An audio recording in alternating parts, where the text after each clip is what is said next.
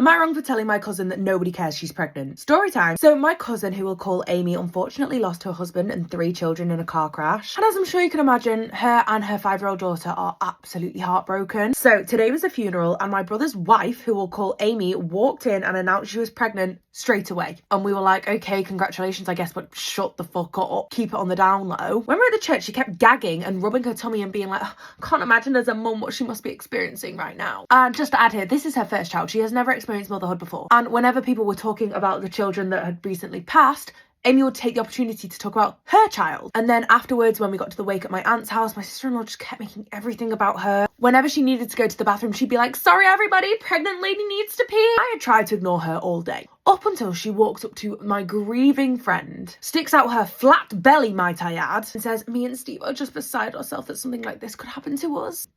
And at this point, quite rightly so, Amy broke down. At that point, I snapped. I'm sorry, who even says that to a woman that has just lost pretty much all of her family? I ended up saying quite loudly, no one gives an F that you are pregnant. I said, sit down, Amy. There is not 1 but 2 children's funerals, let alone the love of her life. Listen, babe, I know you're an attention seeker, but I'm not being funny. You took the test 4 days ago, so shut up. I told her I think it's best that you leave now. Now, she ended up leaving, but my brother did end up calling me a fat bit of bitch. So my brother and her family ended up calling me a whole heap of names afterwards. Said I was a horrible person because I made a pregnant woman cry. Now, my sister-in-law did thank me, but I do feel kind of bad for making a scene. So what do you think? Am I wrong? Hi, I'm just jumping at the end here. My podcast, Teen Two Sugars, has been nominated for Podcast of the Year at the National Influencer Awards. Check the comments to see how you can vote for us. Love you in advance.